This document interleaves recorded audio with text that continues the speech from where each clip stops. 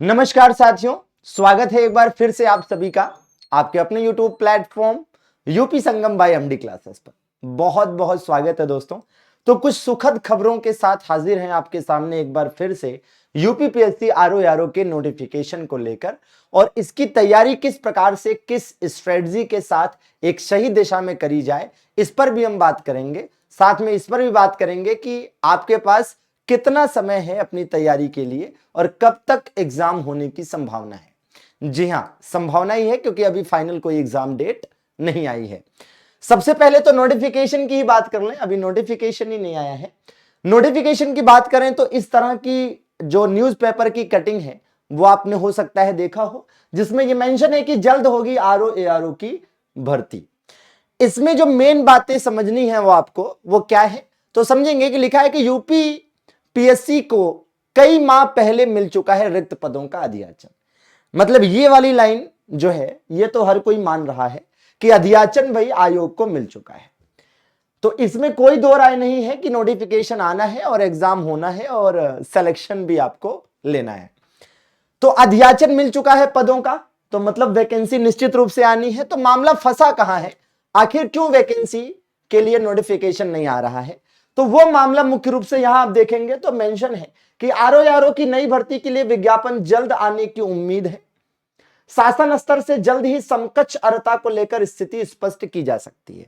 तो ये जो समकक्ष अर्हता वाला मामला है, खास करके जो ओ लेवल की समकक्षता का मामला है, उसको लेकर थोड़ा सा क्या है कि शासन की तरफ से अंतिम रूप से जो सहमति है, अंतिम रूप से जो अनुमति है, वो अभी नहीं मिली है। लेकिन इस संदर्भ में एक बात स्पष्ट है जो कि यहां पर मेंशन है, आप देखेंगे कि समकक्ष अर्हता से, यहां लिखा है ना कि समकक्ष अर्हता से संबंधित फाइल शासन स्तर पर तैयार कर ली गई है। ठीक है ना, तो समझिएगा, मतलब जो समकक्ष अर्हता का मामला है जिसका अंतिम रूप से जिस पर मुहर लगनी बाकी है सरकार की तरफ से, शासन की तरफ से, उसके बाद ही आयोग नोटिफिकेशन जारी करेगा। तो उसके लिए यहां पर स्पष्ट रूप से मेंशन है कि भाई समकक्ष अर्हता का जो फाइल है वो शासन स्तर पर तैयार हो चुका है और किसी भी समय आयोग को भेजा जा सकता है, और आयोग के पास पहुंचते ही आयोग इसका नोटिफिकेशन जारी कर देगा, क्योंकि आयोग अपनी तरफ से अपनी जो तैयारियां हैं वो लगभग पूरी कर चुका है। जी हां, अब इसमें करीबन 400 के आसपास पदों के आने की उम्मीद है, और मैक्सिमम टाइम इतने ही पदों की संख्या होती है, और 400 के आसपास पद भी बहुत होते हैं। और फिर आपको तो एक ही चाहिए, है ना भाई, आपको पर्टिकुलर एक ही चाहिए ना, आपको 400-500 से क्या लेना देना। लेकिन ठीक है, अब यहां एक बात और समझिए कि भाई लास्ट टाइम 2021 में इसका नोटिफिकेशन आया, 2022 में नहीं आया और इस साल आ रहा है। और इसमें यह भी है कि ऐसा ही होता है, ठीक है, हर साल यह वैकेंसी नहीं आती है, कभी 2 साल पर, कभी 3 साल पर, कभी 4 साल पर, ऐसे ही आती है। ठीक है ना।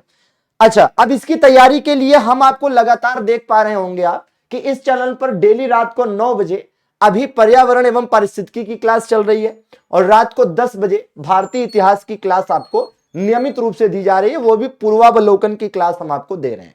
जी हां, देखिए आरओ में निश्चित सफलता के लिए कुछ प्रॉपर प्लानिंग और स्ट्रेटजी की जरूरत है। उसको अगर आप फॉलो करेंगे तो निश्चित रूप से सफलता मिल जाएगी, पहली बार में ही सफलता मिल जाएगी।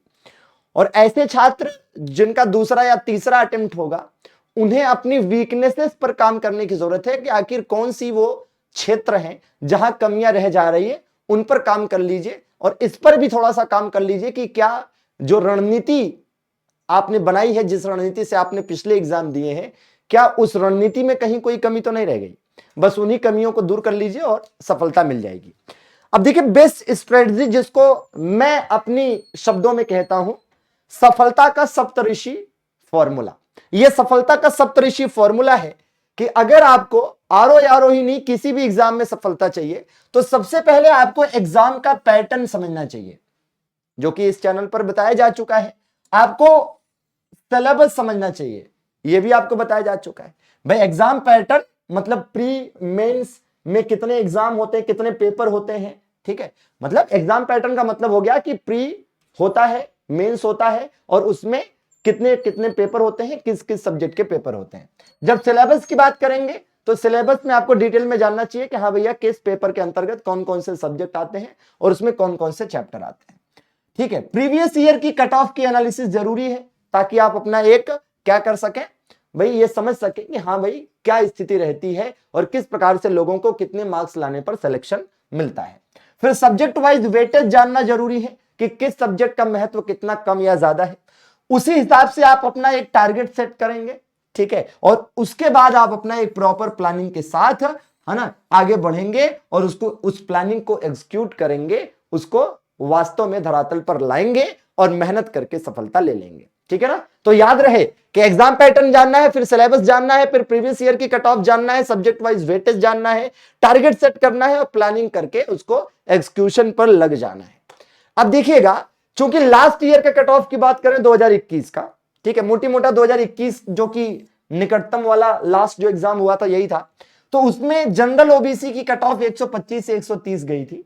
एग्जैक्ट कट ऑफ इसलिए नहीं बता पा रहे हैं क्योंकि आयोग ने एग्जैक्ट कट ऑफ ऑफिशियली दिया नहीं है। ठीक है ना, तो ऐसे में आपका टारगेट न्यूनतम कितना होना चाहिए, 130। अच्छा, ये 130 टारगेट उनके लिए है जिनकी एक्यूरेसी बहुत शानदार रहती है। जिनकी एक्यूरेसी का लेवल शानदार नहीं है वे लोग टारगेट 150 सेट करके चलेंगे। 150 किस में से, 200 में से, क्योंकि आप जानते हैं कि दरअसल में मामला यह है कि भाई प्रीलिम्स की अगर हम बात कर रहे हैं, प्रीलिम्स की बात कर रहे हैं अभी, कि पेपर 1 जो कि जीएस का होता है 140 क्वेश्चन, पेपर 2 जो कि हिंदी का होता है 60 क्वेश्चन, तो इन दोनों को मिलाकर 200 क्वेश्चन आने हैं। इन 200 क्वेश्चंस में से 200 क्वेश्चन 200 नंबर, इन 200 में से 125 से 130 पर पिछली बार मेंस देने को मिला था। तो इस बार का जिनका एक्यूरेसी लेवल शानदार रहता है उनका न्यूनतम टारगेट 130 होना चाहिए, और जिनका एक्यूरेसी लेवल शानदार नहीं रहता है, जिनको ये पता है कि मैं 200 क्वेश्चन करूंगा तो मेरे 15-20 गलत हो ही जाएंगे, तो उनका टारगेट जाहिर सी बात है कि बढ़कर कितना हो जाता है, 150 हो जाता है। बात समझ रहे हैं? अब यहां कोई नाराज नहीं होगा कि सर 150 पे सिलेक्शन कराएंगे आप। मैं ये कह रहा हूं कि जिनका एक्यूरेसी लेवल अच्छा रहता है वो 130 ही टारगेट करें, क्या समस्या है। लेकिन जिनका एक्यूरेसी अच्छा नहीं है, 200 क्वेश्चन में से उन्हें पता है कि मेरा 15-20 गलत हो जाएगा, तो 150 टारगेट करेंगे ना आप, तभी तो आप उस पर आ पाएंगे। ऊपर से नेगेटिव मार्किंग भी है। और यहां पर ध्यान दीजिए, सिलेक्शन लेना आसान है क्योंकि अगर आप देखेंगे तो जीएस में सब काट पीट कर अगर आप 80 भी बना लेते हैं और हिंदी में सब काट पीट कर आप 50 प्लस तो आराम से बना लेंगे, तब भी आपका 130 आपको मिल जाएगा और सिलेक्शन हो जाएगा, है ना, मेंस आप दे पाएंगे। बात समझ रहे ना। लेकिन यह है कि इसके लिए भी मेहनत करनी पड़ेगी, ये बहुत इजी टास्क नहीं है, क्यों, और खास करके तब जब यूपीपीएससी पेपर करा रहा है। आपको इस 80-50 फॉर्मूले को इंप्लीमेंट करने के लिए तगड़ी मेहनत की जरूरत है, और तगड़ी मेहनत तगड़ी प्लानिंग के साथ करेंगे तभी सफलता मिलेगी। अब इस तगड़ी प्लानिंग में एनालिसिस जरूरी है, जो पिछले एग्जाम हुए 2017-2021 के स्पेशली, क्योंकि निकटतम का ही देखेंगे, बहुत पहले का नहीं जाएंगे क्योंकि अब ट्रेंड थोड़ा सा पुराना हो जाता है ना, जितने पहले जाएंगे। और साथ में यूपीपीएससी चूंकि पेपर कराता है, तो यूपीपीएससी ने पिछले 4-5 सालों में जो पीसीएस के पेपर कराए हैं उसका ट्रेंड क्या रहा है किस सब्जेक्ट से, उसका भी एनालिसिस करना पड़ेगा, क्योंकि आयोग तो वही है। ठीक है ना, और देन उसके बाद आप ये समझेंगे कि एक प्रॉपर एनालिसिस के साथ जब आप प्लानिंग पर आएंगे तो आपको पता है कि आपका बेसिक कॉन्सेप्ट क्लियर होना चाहिए, क्योंकि क्वेश्चंस जिस तरह से लगातार यूपीपीएससी के ट्रेंडिंग में है, बेसिक कॉन्सेप्ट क्लियर हुए बगैर आप उन क्वेश्चंस को नहीं सही कर पाएंगे। और बेसिक क्वेश्चन, बेसिक कॉन्सेप्ट को क्लियर करने के लिए जरूरी है कि आप थियरी से अच्छे से पढ़ें। ठीक है, जो भी सब्जेक्ट्स हैं, अभी चूंकि जो नोटिफिकेशन है वो मान के चलिए कि अगस्त महीने में आने की उम्मीद है, पूरी तरह से उम्मीद है कि अगस्त महीने में आ जाएगा। और अगर अगस्त महीने में आता है नोटिफिकेशन तो ये एग्जाम जाकर होगा अक्टूबर लास्ट में लगभग, या नवंबर फर्स्ट वीक मान के चलिए। तो आपके पास मोटी मोटा अगस्त, सितंबर, अक्टूबर, है ना, और या इधर आधा महीना बचा है, तो 3.5 महीने के आसपास का समय है। तो 3.5 महीने में आपको बेसिक कॉन्सेप्ट क्लियर करना है थियरी पढ़कर, और साथ में अब ऐसा नहीं है कि 3.5 महीने पूरा बेसिक कॉन्सेप्ट क्लियर करने में लगा देंगे। आपको कोशिश करनी है कि इधर ही करीबन 2 से 2.5 महीने में ही, इधर 2 से 2.5 महीने में ही थियरी को अच्छे से पढ़कर बेसिक कॉन्सेप्ट क्लियर कर लिया जाए। और बेसिक कॉन्सेप्ट आप थियरी से जब क्लियर कर रहे हो उसी दरमियान आपके प्रीवियस ईयर के क्वेश्चन भी चलने चाहिए साथ में। ठीक है, जैसे क्या है कि सपोज करिए कि आपने हिस्ट्री उठाया, हिस्ट्री में आपने इंडस वैली सिविलाइजेशन पढ़ा, तो इंडस वैली सिविलाइजेशन में किससे रिलेटेड, इंडस वैली सिविलाइजेशन से रिलेटेड प्रीवियस ईयर के एग्जाम में कैसे क्वेश्चन पूछे गए हैं, जब तक वो आपको आइडिया नहीं होगा आप अपना बेसिक कॉन्सेप्ट थियरी पढ़कर क्लियर करेंगे तो किस दिशा में करेंगे, किस मोटिवेशन के साथ करेंगे, किस कॉन्फिडेंस के साथ करेंगे, बात समझ रहे हैं ना। क्योंकि मैक्सिमम छात्रों के साथ ये होता है कि जब प्रीवियस ईयर क्वेश्चन पढ़ते हैं, जब उनको आइडिया लगता है कि हाँ भैया सिंधु घाटी सभ्यता या फला सब्जेक्ट या फला चैप्टर से ऐसे क्वेश्चन पूछे गए हैं, तो उनके दिमाग में एक सेट होता है कि हाँ भाई इस दिशा में अपनी तैयारी को लेकर बढ़ना है, तब वो थियरी पढ़ते हैं कॉन्सेप्ट क्लियर करने के लिए, तो मन खूब लगता है, पूरे मोटिवेटेड रहते हैं। ठीक है ना। अच्छा, अब जब ये आपका बेसिक कॉन्सेप्ट कंप्लीट हो जाएगा और प्रीवियस ईयर के क्वेश्चन कंप्लीट हो जाएंगे घटना चक्र या युद्ध से, तब आप एक्सपेक्टेड क्वेश्चन पर आएंगे, ये नहीं कि पहले ही आ जाएंगे। ठीक है ना, और उसको वन बाय वन करना है। अब देखिए क्या है कि बेसिक कॉन्सेप्ट थियरी से कंप्लीट करने के लिए दो तरीके हैं, या तो आप खुद से खूब मेहनत से पढ़ें अच्छी अच्छी किताबों से, या फिर आप किसी का कोई पेड बैच ले लें। सेम वही चीज यहां पर भी है। अब आप देखिएगा तो हम आपकी तैयारी को शानदार बनाने के लिए क्या लेकर आए भैया, आपकी तैयारी को शानदार बनाने के लिए हमारे पास है यूपी संगम का शानदार सा बहुप्रतिष्ठित यकीन बैच। ये जो यकीन बैच है दोस्तों, इसमें प्रारंभिक और मुख्य दोनों परीक्षा की तैयारी एक साथ होगी। ऐसा नहीं कि मुख्य परीक्षा के लिए आपको अलग से ये सब्जेक्ट पढ़ने पड़ेंगे। जैसे आपको पता है कि जीएस और हिंदी की बात करें तो प्रीलिम्स में भी आनी है, मेंस में भी आनी है, तो दोनों की तैयारी एक साथ क्यों ना हो जाए। ठीक है, जो चीज कॉमन है उसको हमें अलग से बाद में नहीं पढ़ना पड़ेगा।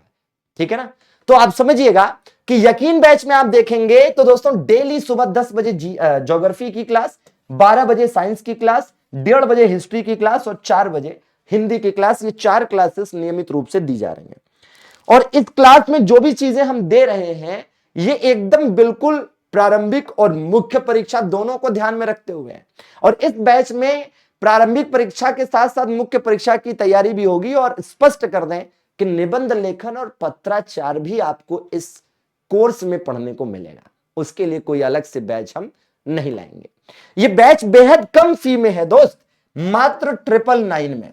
ठीक है ना, तो भैया बेहद कम फीस में है और इसको लेने का सिंपल प्रोसेस है कि प्ले स्टोर पर जाइए, एमडी क्लासेस ऑफिशियल, क्या MD classes official app download करिए, नाम नंबर डालकर रजिस्टर करिए, पेड कोर्सेज पर क्लिक करिए और अपना पसंदीदा यकीन बैच यहां से सेलेक्ट करके ले लीजिए और अपनी तैयारी शुरू कर दीजिए। ध्यान रखिएगा कि पूरी प्लानिंग के साथ जब आप मैदान में उतरेंगे तो सफलता निश्चित रूप से आपके हाथ लगेगी। तो मिलते रहिए हमसे, जुड़े रहिए हमारे साथ यूट्यूब पर रात्रि में 9 और 10 बजे की क्लास में, और पेड क्लासेस में भी इन सारी सब्जेक्ट्स को अच्छे से पढ़ते रहिए। 4 क्लासेस पेड और 2 क्लासेस यूट्यूब पर, और साथ में सोने से पहले 1 से 2 घंटे जैसा आपकी कैपेसिटी हो या जैसा आपको जरूरत महसूस हो रिवीजन करके ही सोएंगे। तो इससे आपकी तैयारी सही दिशा में बढ़ेगी और आपको इस बार सफलता जरूर मिलेगी। इन्हीं शुभेच्छाओं के साथ अपनी वाणी को विराम देंगे, मिलते हैं जल्दी ही फिर। बहुत बहुत शुक्रिया, लाइक वाला बटन जरूर दबा दीजिएगा, दोस्तों को भी शेयर भी करिएगा। Thank you very much.